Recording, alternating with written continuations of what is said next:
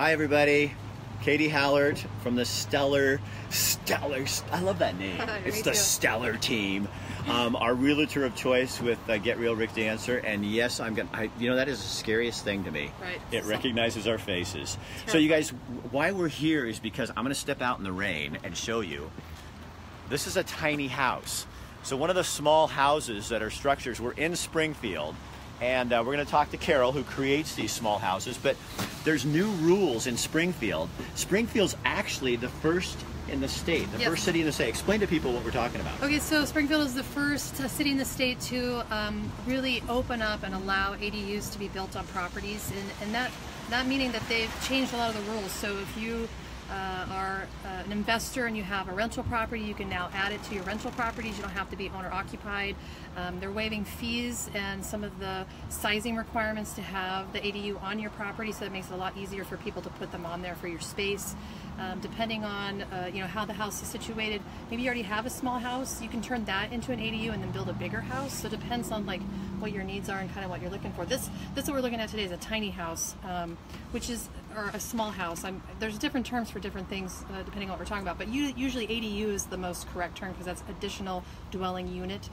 That's what the city is allowing, and being the first in the state, so we're pioneers in this whole change. So Springfield really is. This is a big deal for us. I know. Great. It's a really big deal because, and Eugene's working on it, but really kind of waiting for the public's kind of to push this. Yes. And the city of Springfield said, we're going to get this going because there's a lot of people that have property that need it for, you're going to be doing this. I am going to be doing it. Yeah, I'm pretty excited. We just started the process this week. We decided last week to do it, and so we've had contractors out and we're getting it rolling. So we'll figure out kind of how it's all going to work, and I'll report back to you kind of how it's going. We'll come over when you get building and kind of show people. So you guys, let's go look inside this small house. It's not a tiny house. We're going to introduce you to Carol. Hi, Carol. Hi. Okay, so we're live. Okay. There you are, girl. Hi. That's Carol. And Carol. this is a small house that they built with their company. Your company's name is? Yes, my company's name is Tiny Space for You. Tiny Space for You. So look, there's the little kitchen area, little fridge.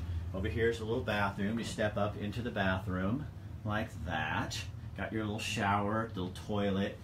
Now it's got electric. Oh, yeah, we got everything warmed up. And then here, look, there's another little room, which this would probably be your bedroom, right? Usually the bedroom, yes. So they're just, how many square feet are we in, Carol? This is 200 square feet on the perimeter. So 200 square feet? Yeah. So, you guys explain, so somebody's on here asking, are they looking to do this for the rest of Lane County like Elmira? Eventually, probably, yes. I don't know what the Eugene or Elmira are doing for their regulations when it comes to what they're allowing, but eventually it will be across the state. So right now, you guys, it's just Springfield. And Carol, you worked with Springfield. You were like at a lot of city council meetings working to get this thing going, right? Definitely was there through the kind of the birth of the whole thing. And so what people don't understand is this little house is about $40,000. Yeah. But to get, what people need to understand is it's about $35,000 to actually get this approved, and by the time you get all your permits and things like that. Yeah, exactly. Yeah. So people need a reality check about, small and simple isn't necessarily cheap or affordable. So how people want to know, hey Seth, how are you? So people want to know, how do we get this started in other communities? Because that's what's going to move it in Eugene and Lane County is people pushing it, right? Exactly. Lane County and the city of Eugene are waiting for the public to push it through, and Springfield had the insight to go ahead and comply with the state law. It's actually a national law for compliances to tiny homes. They've changed the term to small homes instead of tiny homes, because tiny homes are associated with buildings on wheels that are, like campers. So yours are on a foundation. You would put these on a foundation. Yeah, and these are built on skids, so they're portable and movable, which is part of the new laws that says they can be portable and movable, just like a mobile home. So Katie, as a realtor in Springfield, and why is this a good thing, a really good move? Oh, it's really great because we're short on housing. We need more places for people to live, so this really opens up opportunities for, like for me, I'm inviting family to come live with us, so now we can add that to our property. Other people, maybe investors who have rental properties, now they can increase the value of their property by adding an additional rental space. we've talked about how short we are on properties for sale, but there's also a really bad shortage for houses for rent. I mean, it's just a combination of the two. So the nice thing is, so attend city council meetings. Yes. Yeah, Yes. that is the key, and you need to go to county commissioners meetings. I mean, this is where it's we the people, guys. It's not going to happen probably. I mean, it has to happen at some point, but the reason it happened in Springfield is Springfield just is ahead of the game. Yeah. And had the foresight to see that, you know what I mean, if you had a piece of property and you could put a little house like this in there and rent it to somebody, not only are you bringing in income, but you're providing a home for someone. Or if you had a piece of property and a whole bunch of people wanted to go in there and put in their houses, you have to have one house on the property. Yes, so the way the city looks at it, so if you've got a big house on a property and you have a little bit of space, you can add one, or maybe the opposite where you have a small house and then you want to build a bigger house. And the small house could actually be turned into the ADU that they're allowing, and then you'd be allowed to build a bigger house. So depending on what your needs are and what the property is too, really tells you what they can do. It's all about lot size. If you have a really big lot, they may actually require you to put more than one ADU on it, depending on what you want to do. So you moved on this quickly because I did, yeah. I invited some family down to live with us, and so we want them to have their own space, and they need their own space, but at the same time, affordability is super important. But there's also some tax breaks for a while. I don't want to call it tax breaks, but for setup fees and stuff with the city, they're waiving several fees. My understanding is about $5,000 worth of fees that they're waiving. I don't know the total yet because we're still working with our contractor to figure everything out, and I'll keep everybody updated as we go. It might be a big, huge sticker shock, depending on what we find out, but we're hoping to keep it under a decent amount. So somebody said, do you see a small bunch of communities, little like trailer parks popping up with houses like this? My understanding, I could be wrong, from what I learned, is that they're not going to allow, somebody's got like an acre in town that they want to put a whole bunch of these on. They're not going to allow that. It needs to be a house already built, and then they're going to you can add on to it from there. So it has to already have something on the property in order to do this. So it's not going to be like a mobile home park then? Yeah, I'll talk about that in just a minute here. So the problem with mobile home parks as they stand now is the infrastructure on them are so antiquated that it would take hundreds of thousands of dollars to bring the sewer systems up to standard so that they can continue to use it as a mobile home park. I think they're talking about, I think the question was on here, Carol, wait, hold on. How long was the Springfield process to change when they understood the need? How long what? How long did it take for the Springfield process to change when they understood the need? I don't know the answer. Do you know? Well, it's been quite a process. A really big process. I'd say they started working on it in 2016 and got real active about it last October when they had a public meeting, and since then they've been pushing it through. We were hoping it would pass in December, but it did pass March 5th. So I would see this as, I mean, who are people looking at your houses like these? Who are the folks that are looking at these? Well, there are people, like her. They have relatives, and they want to have a house on the property that's separate from the main house. Sometimes they have adult children with disabilities. Sometimes we even have people come in here ordering a he and a she shed so that they can each have their own house. So they can stay married? Yeah, so they can stay married. Absolutely. Relationships last a lot longer with two little save houses. The marriages. Yeah, that's the solution. So you're a marriage counselor there, huh? Absolutely. We see all kinds of reasons why people want other housing on their property. And one of the things Carol really wants to do is create a documentary to show people kind of the process and how it is a process. This doesn't, you can't just go in and go, hey, I want a tiny house, I want a small house on my property, and it's just not going to happen. I mean, there is a process that goes through. Yeah, and then people come here and they see this little house and say, oh, it's so simple, I would love to live simple. But it's actually very complicated to live simple because everything has to be up to code. One portion of the building depends on another person, like can't get the walls in until the electric's in, and you can't get the drywall in until it's all connected, and then nobody really actually knows how much all these little pieces are going to cost. When I did my remodel, you never know what's going to happen. Well, so there's a process. People just come into this thinking they're going to live simple. They don't know how complicated it can get. Right. Life is not simple anymore. Katie, somebody's asking questions on here, and I think you might be able to answer these. So are these houses on their own lot or just additions to someone else's house? They're not on their own lot. Yeah, they would be on their own lot. Okay. Yeah, but you can also do an addition to the property. The additions are a little bit different. They can be attached. This is just me remembering what I read from the thing, and what I could have read could be wrong. I just went off the internet kind of thing. It just has to have its own entrance.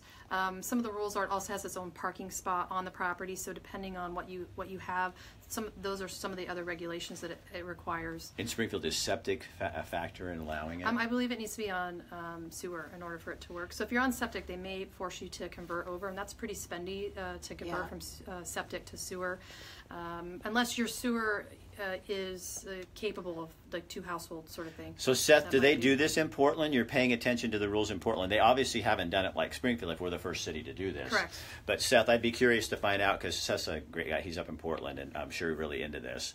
I'd be curious to know where you guys are with that. Oh, hold on. I want to try to read this question. Even though these homes are small, but there was a statement for disabled, so these can be made to be accessible. Oh yeah, for sure. I mean, this could be like on a slab. There could be some sort of ramp or deck. These are all pretty simple. Some of them have lofts, depending on how high you go and the height requirements or the height limitations. I guess. You'd have, but if you're building this, so these, oh, look, there's Lexi. I just turned the camera on. So you would have to make on this a modification, but someone with, with different disabilities would be, but if for a wheelchair access, you just have to make a different floor plan that way. But I'm thinking, if you had the ability, somebody said they wanted to see what they look like. You guys just bear with us, because it is a small house. So we're all standing here. There's 5 of us in here. And so we are, the nice thing about being in a small house is when you have a party, it's smaller. It's very intimate. It's a very intimate little party. So I'd be curious about people's also perception on why do people want these? Is it for a family member in your case? Well, it could be many different opportunities. Family member, or maybe you got you mentioned family members who have disabilities, or adult children with disabilities, where you want to have them on site.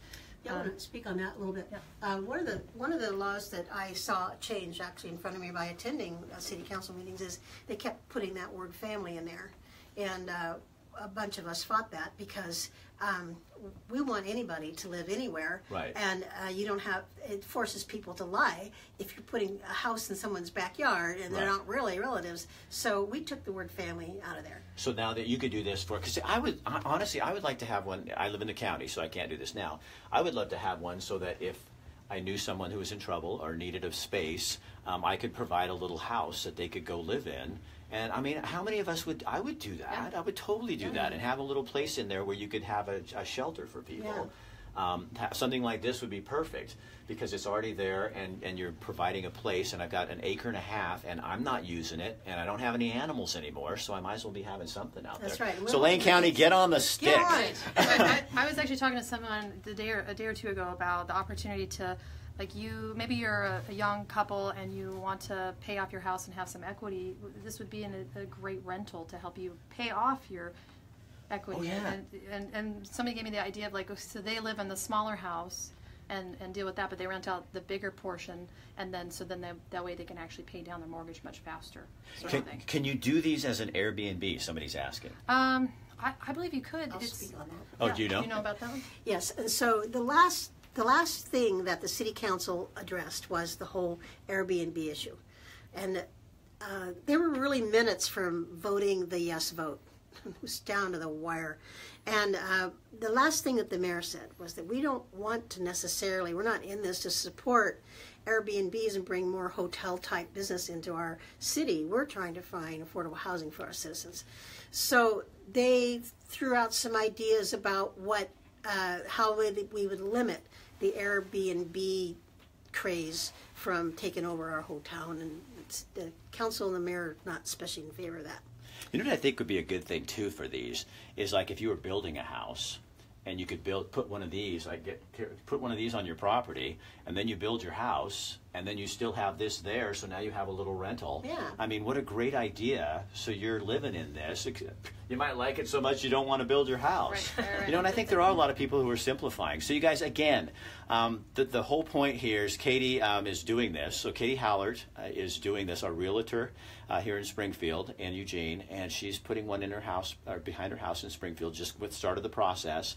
Look into it, because Springfield is the first city in the state to do this. Carol and her business partner here, give me your name. I'm Russ. This is Russ, and they build these tiny, small houses. I'm learning the language too. These are small houses. They build these so you can buy them and then put them in your property, but you do have to go through a process. It's extensive. Carol can talk you through that. Katie, if you're looking for real estate and you're looking for a property, want to know if it would work, Katie would be the person to do that. She can help you with that whole process, and we're going to watch you as you do this in your backyard. you can come I think it'll be check it out. really fun. We'll go over and watch her. She's having it built in her backyard, 1,000 square feet. No. How big is It's it? probably about 280 to 300, somewhere in there. 300 square feet? Yeah, it's gonna be. Oh, this is going to be so 24 cool. by 12. Wow. Yeah, so a little small. So but that'll be fun. Okay, so that's our future project. So take this, you guys, spread it on your page, pass it around. If you are looking for a small house and want information, Carol's a plethora. She's over behind the Wells Fargo off Centennial and Mohawk. If you need a realtor, there's nobody else to go to but Katie, because she knows everything. She's good, and she offers extras when you go get your house and stuff. Like you can get your. Go ahead. Yeah, go. well, we offer a free home warranty to all our buyers and sellers, and then we also you get your choice of 4 hours of handyman, landscape, or house cleaning, depending on what you need, either when you sell or buy. And how long is that warranty for? It's for a year, and so it covers things like if your fridge goes out or your water heater, some electrical, plumbing, that sort of stuff. Things come up in the first year, and you just never know. Yeah, I never what you're had gonna that get. when I got mine. Actually, I can speak on it. My husband and I, we've been in our house for 14 years, and the sellers bought it for us, and we used it the first year, and then we were like, well, let's renew it, and we've used it every year. Yeah. We've been in our house. So we've had our washing machine replaced twice. No We've way. had our heat pump replaced, the condenser for the air conditioning replaced. We've had the dishwasher repaired, microwave. I mean, like every year we use it, so it's definitely a good thing to have. All right, Katie, thanks. Thank you, Carol, Russ, thank you for taking us on a Thank you little for tour. having me. I wanted to And- give a little plug for Russ here too. Oh, go ahead. He doesn't. I do the interior design of the tiny homes, and I show people how to downsize and live small. And Russ here actually works with sheds, and the whole lot is full of them. You can come down anytime and take a look at them. You guys are all over behind that by the old Wearmart. Yeah, Back when it Wearmart. was Wearmart. Yeah. Back on the side there. Now it looks better because all your nice sheds are That's out right. there. Yeah, So exactly. you come talk to Russ about sheds. We'll get you in a shed, we'll get you in a house, and we'll get you a realtor to buy you a lot. What more do you need? You know, what more do you guys need? All right. So tomorrow, we're going to have a special show at 3 o'clock. I'm going to be Julia Childs. Oh. I'm going to TJ's Dispensary, and I'm going to watch them make edibles. Oh, Never a dull moment. that sounds great. I know, don't you I'm think? curious. I'm going to I'll find have to out. watch. I'm curious to Yeah, how they- and I won't be sampling, hopefully.